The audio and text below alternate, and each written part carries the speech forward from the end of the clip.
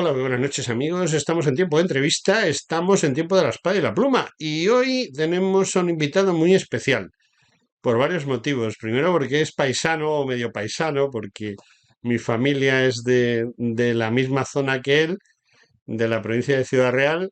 Segundo porque es un hombre dedicado a la historia y que ha estudiado, bueno, lo de estudiar hoy en día, con lo bien que funciona la universidad, él ha hecho lo imposible por estudiar y por aprender en la facultad correspondiente de Historia del Arte allí en Ciudad Real, lo cual tiene más mérito que todo lo anterior que podamos decir, porque hoy en día estudiar en la universidad pues tiene su miga. Y finalmente pues este hombre ha escrito, durante muchos años ha trabajado el material para poder escribir una obra sin par, porque no creo que nadie vaya a hacer nunca algo como ha hecho él de esa zona y esas personas concretas. Y bueno, pues ya está bien de que hable yo y ahora tiene que hablar el que charla conmigo, que es David de Céspedes. ¿Qué tal estás, David? José Antonio, buenas tardes. Bien, bien, muy bien. Muy bien, pues Encantado de mira, estar David, contigo.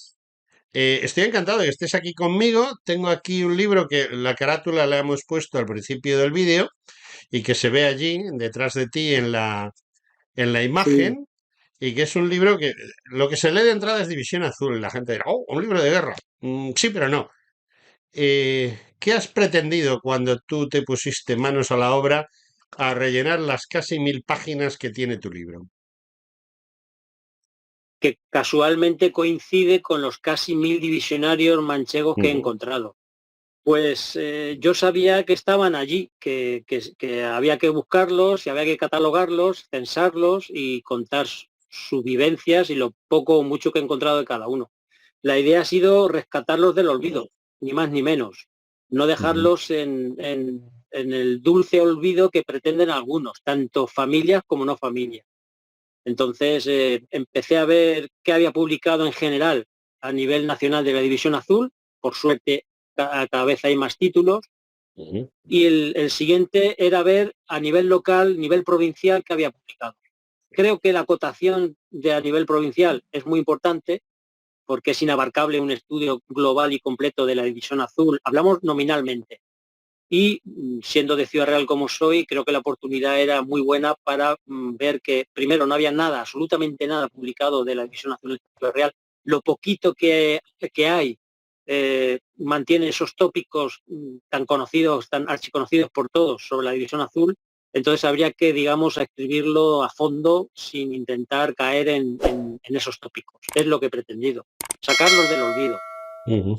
Bueno, pues creo que has hecho un buen trabajo, porque como tú bien dices, apenas son 1000, llegan un poquito menos de 1000, 1000 páginas, podríamos decir una página de cada uno. No es así exactamente, sino que has hecho un durísimo trabajo, sobre todo buscando fuentes, buscando esos papeles que son los que verdaderamente reflejan que fulano o mengano, quien sea, estuvo en tal o cual sitio y es de tal sitio, porque por desgracia muchos historiadores actualmente, bueno, señores que dicen ser historiadores y escriben libros, pues hablan con no sé quién y no sé quién les cuenta que sabe no sé qué. Mientras que creo que tú has hecho eso también, pero lo has complementado adecuadamente. ¿Cómo lo has complementado? A ver, cuéntame, lo difícil que ha sido, dónde has buscado, cómo has encontrado papeleo. Tuve la suerte de empezar en el 2008-2009. Estamos Ujú, hablando de hace 15, 16 años. Es cuando yo me doy cuenta que no hay nada escrito en serio sobre la provincia y el primer paso, como es lógico, es buscar los que aún quedan vivos, ujú, divisionarios manchegos ciudadraleños que quedaran vivos. Tengo la suerte de encontrar a 4. Uno de ellos ya no estaba en posición de sustraerles testimonio, pero los otros 3 me encuentro con 3 nonagenarios prácticamente en condiciones mentales excepcionales. Esa es, digamos, la primera fuente, aunque no fiable 100%, pero en las distintas entrevistas vi que repetían realmente lo que decían, con lo cual lo damos como bueno.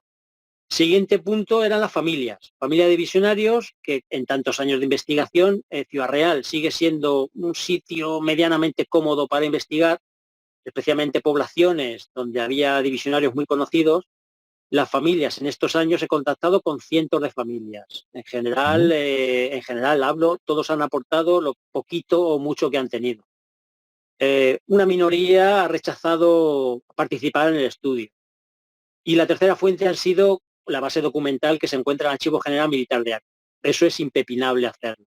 Ujú. Hay estudios provinciales de la División Azul que los autores no han visitado el Archivo General Militar de Ávila. Para mí es algo inconcebible, inconcebible. Sí, yo te Son contara. muchos días.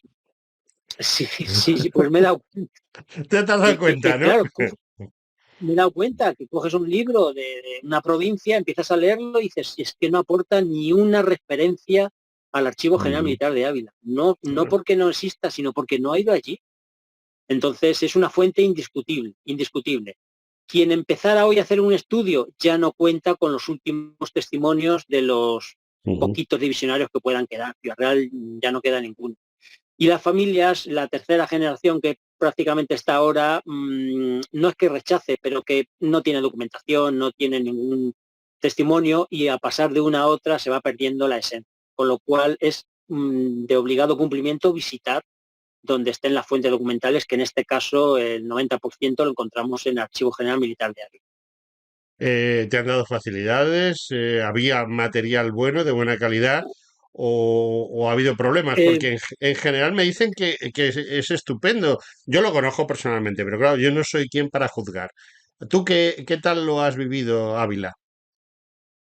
eh, Bien y mal. Es un camino de espinas que sabes Ujú. que llegará un momento al final, pero no lo ponen fácil. No lo ponen fácil.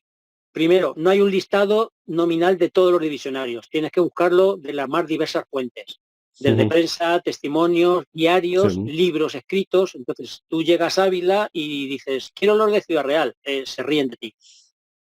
No es literalmente, pero dice, no, no, no, aquí usted nos tiene que traer los nombres a consultar. Con lo cual, el primer escollo es determinar quiénes realmente fueron divisionarios de Ciudad Real. Ujú. Encontramos tres tipologías: los que son nacidos en Ciudad Real, los que nacen en Ciudad Real pero se alistan en otras provincias, una dificultad añadida, y los que no nacen en Ciudad Real pero por circunstancias están viviendo aquí en el momento de alistarse. La mayoría porque están cumpliendo servicio militar en el famoso regimiento de artillería número 64 que hay instalado en la... Cuando ya tengo esos nombres, yo voy a Ávila y los Ujú. presento. En tantos años de investigación, el archivo ha ido evolucionando. La mejor evolución que hemos encontrado es a partir del año 2019-2020, se permitían hacer fotografías a los documentos. Me parece un avance extraordinario.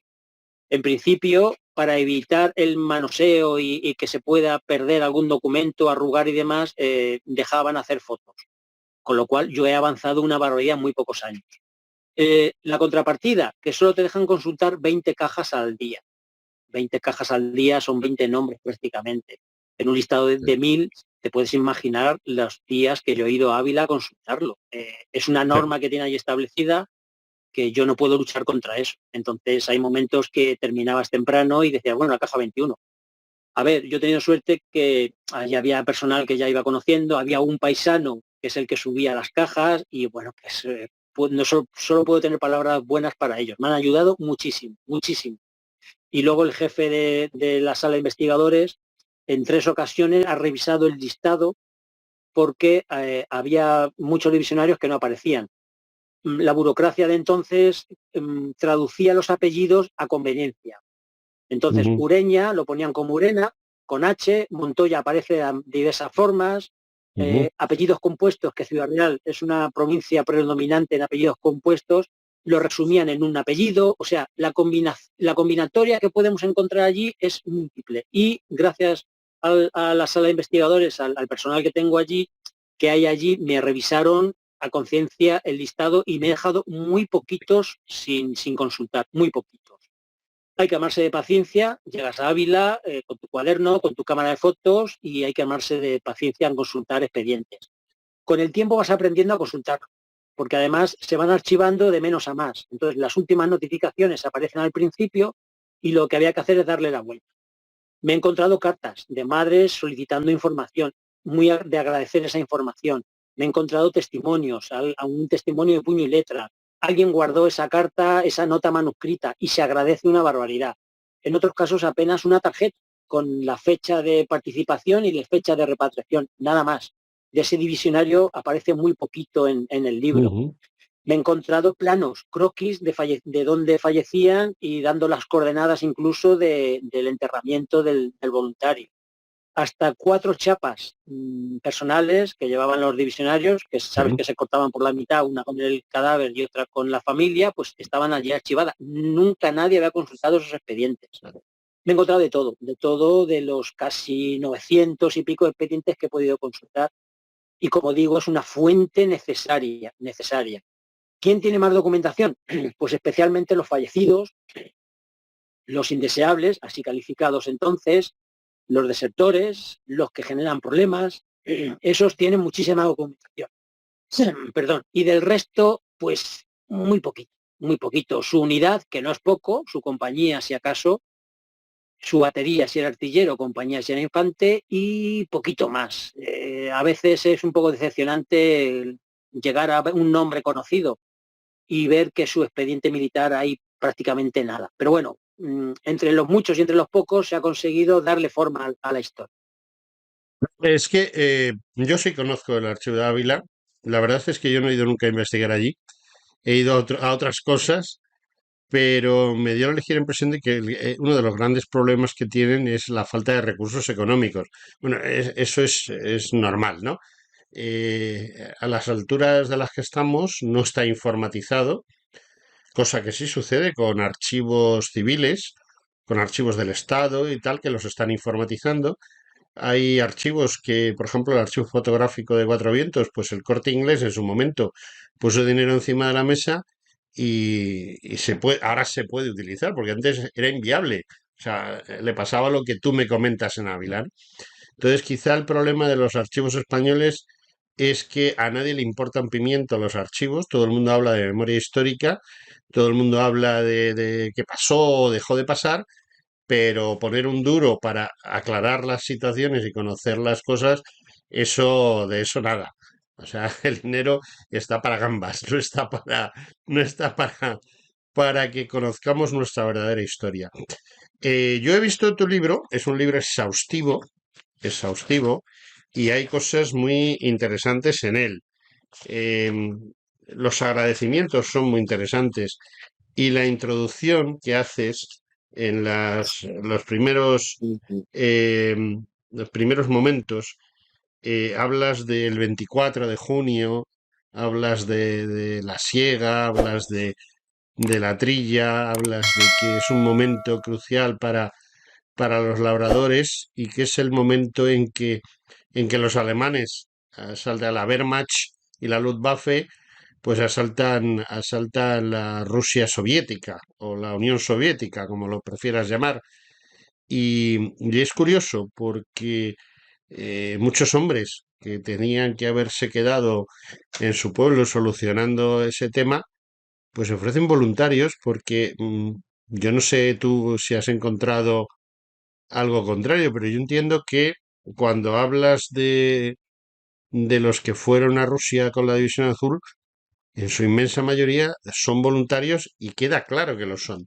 ¿O hubo otros motivos? Uno de los capítulos más extensos del libro, más difíciles de leer, pero a la vez más documentados, es la voluntariedad, los voluntarios o forzosamente voluntarios. Testimonios, bueno, los testimonios directos de los que yo conocí, el 100% lo califican de voluntario a pesar de la edad, porque fueron Ujú. falangistas y conservaban sus camisas azules y sus insignias y todo, y nunca lo rechazaron.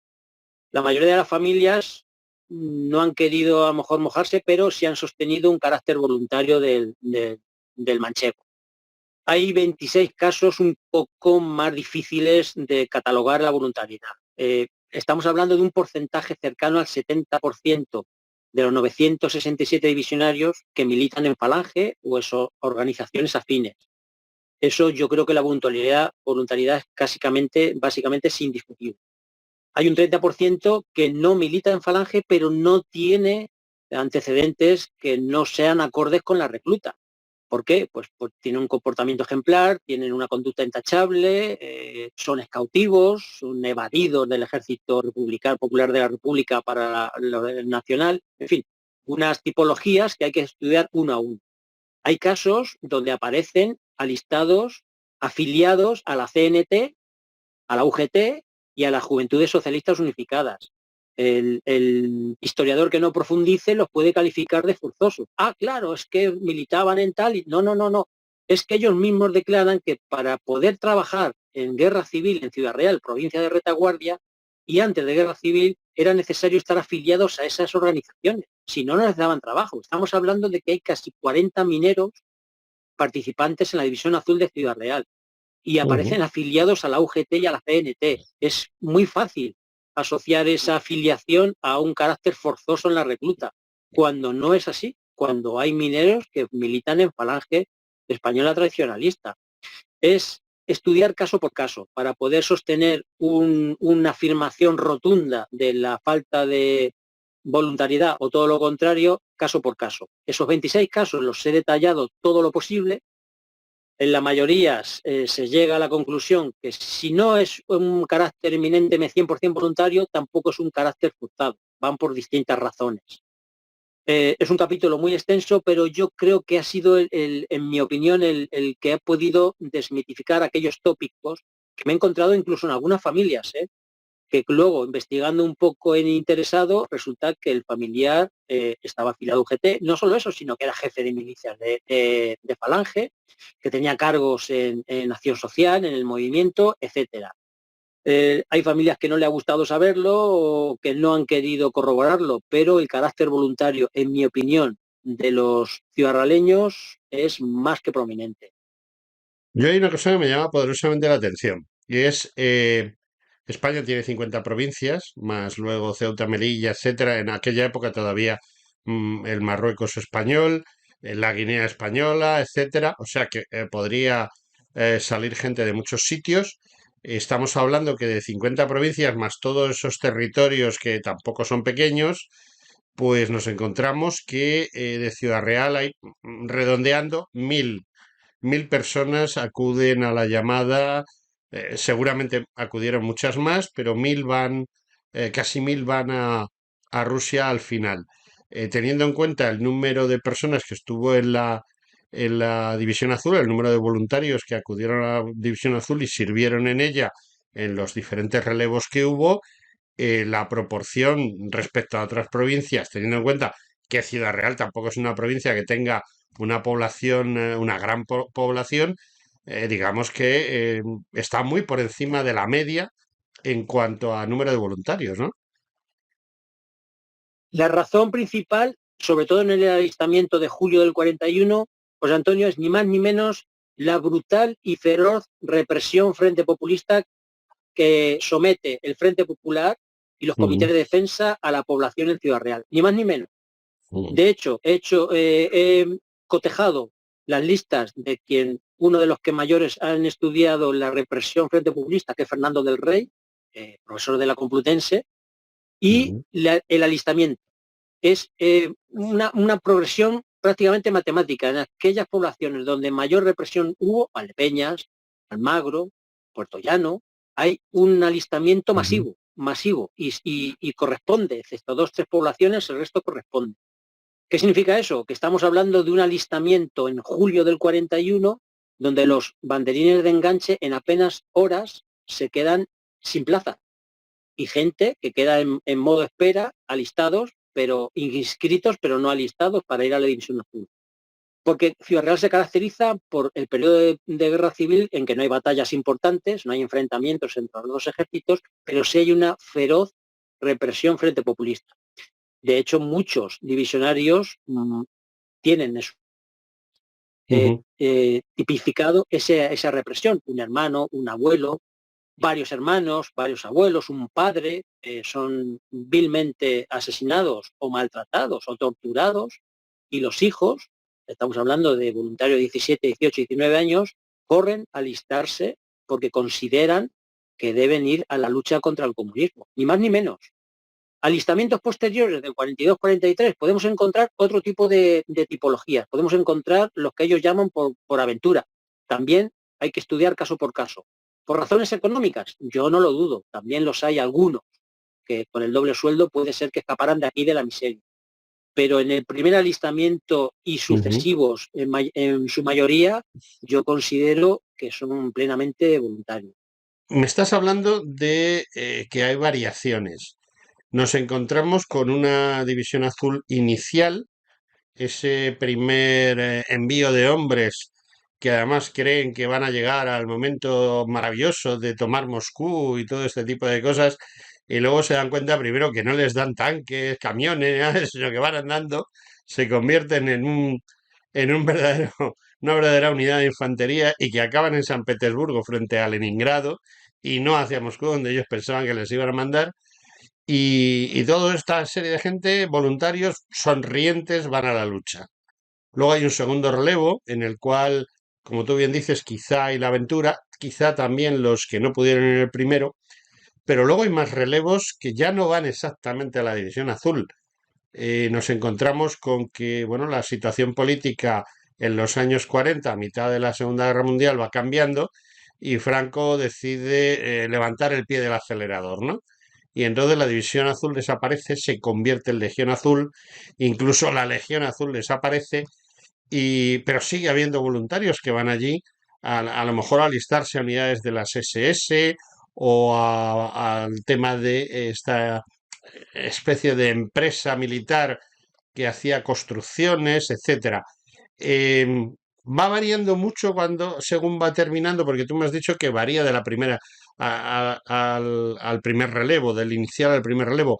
Esta gente que va a la Legión Azul, que va a las SS y todo este tipo de cosas, ¿cómo lo encajamos? ¿Hay alguno o ya desaparecen? No, hay 4 de Ciudad Real que aparecen en la llamada Legión Clandestina o Batallón Fantasma. Son Ujú. 4 casos muy especiales, muy particulares y que he investigado todo lo posible. Tienen bastante texto en el libro porque a mí me parece encomiable en la situación política del momento Ujú. empeñarse en atravesar de forma ilegal los Pirineos y participar en un ejército al cual Franco en principio les iba a negar la nacionalidad. Empezamos con la División Azul, la mayoría, como es lógico, 41, 42 y 43, Legión Azul, que eran 33, algunos continúan de la División Azul y otros se incorporan de forma novedosa a ellos, y los Ujú. 4 legionarios azules. La tipología, cuando lees aprendes varias cosas. Cuando haces un libro en tantos años, yo aprendí, si no aprender ideas que tenía olvidadas o que no tenía sentenciadas. Lo has dicho muy bien, cuando se alistan en julio del 41, la creencia es una guerra de apenas 6 semanas. Los alemanes están avanzando de una forma descomunal, invadiendo terreno a marchas forzadas y los falangistas quieren ser partícipes de esa toma de Moscú, como es lógico, según su ideal y su forma de ser. Esas 6 semanas, como bien sabes, se traducen en 2 inviernos. El primer invierno, los testimonios directos de los manchegos y familiares, pues hablan del famoso frío, que realmente lo sufren, el hambre. El primer invierno, los testimonios que yo así he reflejado, porque así me lo he encontrado en los diarios o en las familias, es el hambre que pasan, los famosos chinches que los comen, la parrala, que es esa aviación soviética nocturna que a diario los acribilla y caen bastantes ciudadraleños en esos Ujú. bombardeos. Y eso lo sufren y se sobreponen a ello. Pasa el segundo invierno, algunos siguen militando en la División Azul y ese segundo invierno es mucho más benigno. Están Ujú. acostumbrados, reciben equipamiento, se ve de otra manera. Reciben los famosos aguinaldos de Franco y de Hitler, las navidades las celebran de otra manera y ahí ya se ve otro talante. Es cierto que la regresión del ejército alemán empieza ya a avanzar más despacio y a sufrir derrotas importantes, pero el ambiente en general, en ánimo, en los ciudadraleños se mantiene estable. Ellos quieren seguir participando en los siguientes batallones en marcha, sigue habiendo aparición masiva de ciudadraleños. Flojea un poquito, porque sabes que había dos formas de recluta, desde las milicias falangistas, estamos hablando de voluntarios civiles, o desde los cuarteles. Son aquellos voluntarios que están cumpliendo servicio militar, independientemente de los militares profesionales, cumplen servicio militar y estando en su cuartel se alistan a la División Azul. O bien por ideales, o bien por reducción de tiempo de permanencia en el servicio militar. Esas dos causas son las principales. En el grupo de Ciudad Real encontramos 60, hablo de memoria, 62 militares profesionales. Esos no están digamos, en la inclusión de la voluntariedad o no. Hay algunos que militan en Falange. El propio Muñoz Grandes llevaba su camisa con los picos azules por fuera. Esos es una tipología que he dejado un poco más aparte. Me he centrado en los que salen de los cuarteles porque es un tópico que se mantiene, en mi opinión, para Ciudad Real de forma injusta. Un voluntario alistado desde un cuartel cumpliendo servicio militar, ni de lejos podemos asociarlo a una recluta forzosa. Entre otras cosas porque serían compañías enteras destinadas a Rusia y las Pero, encontramos a los ciudadanleños salpicados, o sea, uno de aquí, otro de allí, de regimientos totalmente distintos. Es una ujú, forma de estudiar la voluntariedad. Se comenta, había capitanes que a su compañía la mandaban entera a Rusia. En el caso de Ciudad Real, eso es rotundamente falso. En Ciudad Real. Una de las conclusiones de mi libro, José Antonio, es que hasta que no tengamos los 50 estudios provinciales de la División Azul de una forma honesta, no podremos sacar porcentajes. Lo primero, sacar porcentajes de voluntariedad. Y lo segundo, desmitificar y desmontar tanto tópico como me he encontrado. Te voy a poner un ejemplo. El tópico el trato que mantienen nuestros voluntarios españoles con la población, tanto polaca como rusa. Sabes que hay un tópico que mantiene sin estudios y sin nombres concretos que el trato fue inhumano, que violaban a las ciudadanas rusas, que les robaban, que les faltaban, hacían masacres con ellos. Yo no puedo sostener eso para el caso de Ciudad Real, pero no yo, porque yo no estuve allí, sino que los 3 divisionarios a los que entrevisté y las sucesivas familias, los testimonios que dejaron por escrito, siempre y con ejemplos concretos, siempre han mantenido un trato ejemplar con la población rusa. Nada que ver con el trato que dispensaba el ejército alemán. Ellos estaban bajo bandera alemana, española y alemana, luchando bajo uniforme alemán, pero se distinguían y hay testimonios de propios rusos del trato que dispensaron a la población rusa. Hay un caso de un intento de violación de un ciudadano a una muchacha rusa cuando estaba embriagado. Es convenientemente juzgado, consejo de guerra y devuelto, repatriado a España en 0, como se dice ahora. Uno de 967, que no llega ni a hacerlo, sino que está en el intento por las circunstancias que sean. Eso yo creo que desmonta totalmente el tópico de la población rusa. ¿Por qué? Pues porque así lo demostraron y dan ejemplos. Y cuenta Roberto Muñoz Martín Peñasco de Valdepeñas cómo se metían en los guetos, cómo con su uniforme y la bandera de España eran bien recibidos, cómo cantaban con ellos, cómo compartían comida y no iban arrasando como pretenden hacernos ver hoy. No lo podemos decir en provincias donde no haya estudio provincial, en las que hay coincidimos plenamente.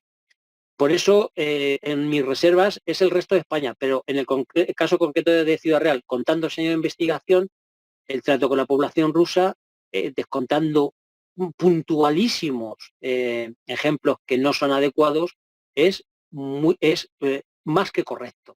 De hecho, Joaquín Santa Cruz de Almagro se pretende traer a su novia rusa, y eso me lo cuenta delante de su mujer Enriqueta, que estaba allí enamorado y que se quería traer a su novia rusa. Como eso me he encontrado varios casos de sí, familiares que sostenían que se integraron perfectamente, vivían en sus casas, lo sabe bien, compartían comida. Las ujú. matrioscas rusas les enseñaron a los ciudadanos a combatir las congelaciones. El aprendizaje de la población era superior al que le podían tener los españoles.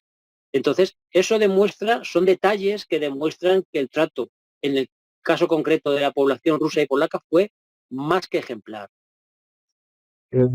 Bueno, nos estamos quedando sin tiempo, pero me quedan un par de preguntas interesantes que estoy seguro que me aclaras. Ya me has aclarado el tema del frío.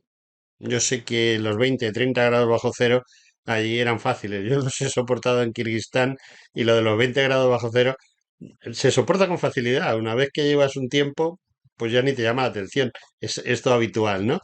pero porque te estás moviendo. Ahora, ellos tuvieron pienso, una mala o buena suerte, nunca se sabe, que estuvieron en un cerco, el cerco de Leningrado, en el cual prácticamente estuvieron estáticos la mayoría del tiempo, aunque hacían cosas. Hubo batallas, hubo enfrentamientos, hubo diversas situaciones y concretamente hubo una situación, bueno, el famoso Bolchov, todo esto, pero hay algo que a mí siempre me ha llamado la atención, quizá porque tenía mucha amistad con Ángel Salamanca, que quizás sepas quién es uno de Unidad Militar Sí, sí, Individual. claro. Tuve la suerte de Sí, sí, conocerle claro. en persona y era un Sí, hombre además que te contaba su historia y 15 días después le volvías a hacer la misma pregunta y te contaba exactamente lo mismo. Parecía que se lo había aprendido de memoria. Y no, no, es que tenía una memoria excepcional y tenía muy claro. Y una vez, hablando aquí en mi casa, vino a desayunar a mi casa y estuve grabándole unas cosas y me estuvo hablando de la batalla de Krasnivor, ¿no? Y yo creo que es la victoria como ejército más grande que ha tenido el ejército español de la última, porque después en donde hemos estado hemos ido a repartir chocolatinas, no sé si lo sabes, pero los españoles han ido a Bosnia, han ido a Afganistán, a Djibouti, al Líbano, a repartir chocolatinas, porque somos muy buenos, a llevar el agua a los afganos y esas cosas, como decía el señor Zapatero. Cuando murieron unos compañeros míos porque derribaron dos helicópteros, pues decía Zapatero que bueno, pues los españoles estábamos en Afganistán para llevarle el agua a los afganos, que no les hacía falta, porque además aquello es un desierto, pero tiene unos ríos impresionantes, que circulan por el desierto, pero unos ríos impresionantes. Y mi pregunta es, que me he desviado un poco del tema, ¿hubo gente de Ciudad Real en Krasnivor o en todas sí, sí, las... sí, Sí, sí, sí, dime. claro. Sí, sí, Pero y estuvieron de los que fallecidos estuvieron inmersos en la batalla porque hubo unidades que estaban en totalmente, Krasnivor y no totalmente. intervinieron los que estaban en los flancos. No, no, hay casos documentados hablo de memoria, Luis Pozo Medina Ujú, desaparece con una mina antitanque tirándose debajo de un tanque. Hay ujú, ciudadraleños heroicos. Hay uno que, lógicamente, ante el temor, sabes que la batalla transcurre prácticamente de noche, olor a pólvora, ruidos, las galas arriba, la metralla, etcétera. Uno que le entra el miedo de guerra y abandona su unidad y es convenientemente reincorporado. Por ejemplo, lo cuento porque son humanos y porque son voluntarios que sí, no son militares profesionales, pero participan y hay bastantes testimonios. Es una batalla que creo que está bastante bien documentada. ujú, Los testimonios directos hablaban muy poquito de esa batalla. Ciudad Real, los artilleros de Ciudad Real están ajenos los primeros días a esa batalla, aunque participan, están a varios kilómetros, y los de infantería son los que pueden dar un testimonio más directo. De Ciudad Real, yo los que conocí de infantería, pues uno no tenía, se le podía sustraer testimonio y los otros eran artilleros. Las familias sí, las familias de los infantes de infantería sí han recordado en Krasnivor lo mal que lo pasaron. El voluntario en general que yo me he encontrado en las familias se caracteriza por un carácter muy introvertido. Ellos llegan aquí y apenas hablan de la división azul, menos aún de una batalla como Krasnivor. Entonces, las familias no han podido transmitir demasiado testimonio en el caso concreto que me estás preguntando. Pero claro que hay 9 fallecidos en Krasnivor, estoy hablando de memoria, pero más o menos 9, 10 fallecidos, y hablan mucho, mucho de esa batalla, posiblemente la más importante, igual que la famosa misión del lago Ilmen. Ahí ujú. aparecen 6 ciudadraleños. Uno de ellos muere allí Teodosio Sánchez Villanueva de Argamesilla, de Villarrubia de los Ojos. Y Ujú. el resto pues llegan como pueden, entre congelados, entre amputados, etcétera. Entonces, los ciudadraleños están muy dispersos por todas las unidades, absolutamente todas. Fíjate, se pensaba que por la presencia del regimiento de artillería número 61, que luego pasa a 64, es lo que tienen los estudios provinciales. Damos por supuestos, entre Carlos Caballeros, yo y los demás divisionistas, decíamos, bueno, Ciudad Real, como tenía este regimiento de artillería permanente en la ciudad, la mayoría Ujú. fueron artilleros. Los que dejaron testimonio, la mayoría fueron artilleros, efectivamente, pero se hace necesario profundizar en todos los expedientes uno por uno y ver en qué unidad. Y la estadística que yo he preparado me dice que hay un poquito más de infantería que de artillería, algo que desmonta totalmente la famosa incorporación de solo artilleros. No, no, hay más infantes que artilleros en la provincia de Ciudad Real. Poquitos más, pero hay más. Ujú. Entonces, están repartidos por todas las unidades. Incluso en el servicio de farmacia, que es la unidad más pequeña de la División Azul, hay un ciudadraleño.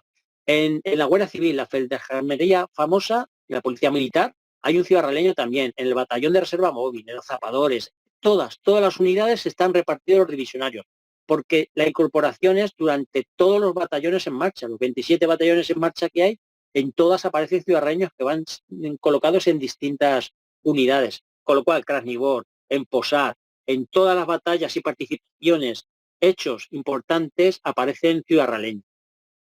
Mi última pregunta, antes de la pregunta que siempre hago al final a los entrevistados. Eh, Tuvimos muchos prisioneros, volvieron esos prisioneros, porque hay prisioneros que no volvieron, hubo gente desaparecida que luego hemos sabido que ha rehecho su vida en la Unión Soviética, concretamente un capitán piloto de la primera escuadrilla, pues bueno, desapareció y luego apareció al cabo de 40 años. Pero bueno, en general, ¿hubo muchos prisioneros de guerra en El, la el división? Sí. sí, en Ciudad Real hay 15 prisioneros. Ujú, El capítulo de los prisioneros es uno de los que mayores decepciones y más trabajo me ha costado escribir, básicamente por la falta de testimonios. ujú, Eh, Cándido Zamora Pardo es un prisionero que jamás rechazó su condición de falangista. De hecho, él muere en Ciudad Real con su foto de con la Cruz de Hierro segunda clase en su mesita de noche, me cuenta Isabel, su hija. Entonces, menos ese testimonio y alguno más, la falta de testimonios me ha hecho redactar un capítulo más corto de lo que yo esperaba. ujú, 15 prisioneros, de los 15 prisioneros, paradójicamente, 4 de ellos son los 4 desertores que hay en el grupo ciudadraleño, desertores a las filas enemigas. 3 de ellos aparecen como afiliados a las Juventudes Socialistas Unificadas, los considero de carácter comunista, y desertan al enemigo por ideología, totalmente respetable. Pero ya sabes que las autoridades rusas los toman como espías y los meten en los gulag, o campos de prisioneros de concentración, como un español más. Lo pasan mal junto a los divisionarios. Mueren 2 de Ciudad Real en las prisiones, regresan 8 en ese Miramis, y los 4 desertores, 3 se quedan en Rusia. Y aparecen noticias suyas en los años 80 en Kharkov, una ciudad industrial de allí, donde militan en el Partido Comunista, y alrededor de 80 y tantos fallecen allí en Rusia. ujú. Y los que regresan aquí, pues hay alguna foto por ahí, algún pequeño testimonio. Bueno, es un capítulo que me hubiera gustado poder amplificar más, pero bueno, por lo menos son nombrados, esos 15 Ujú. prisioneros. Bueno, no sé si tú has oído o has visto alguna de mis entrevistas, pero yo siempre termino con la misma pregunta. Tú conoces Madrid, me imagino, y la Puerta del Sol. Sí, Y sabes sí. que tú bajabas por la calle Carretas, que es la que baja de la Plaza de Navente a la Puerta del Sol, y a mano derecha estaba la librería San Martín, que en la puerta asesinaron a un presidente del Consejo de Ministros, a Canalejas, mientras miraba el escaparate. Yo no te voy a pedir que te pongas enfrente del escaparate, primero porque ya no hay librería, y segundo, a ver si te van a confundir con Canalejas. Pero bueno, hay una librería del Corte Inglés justo enfrente.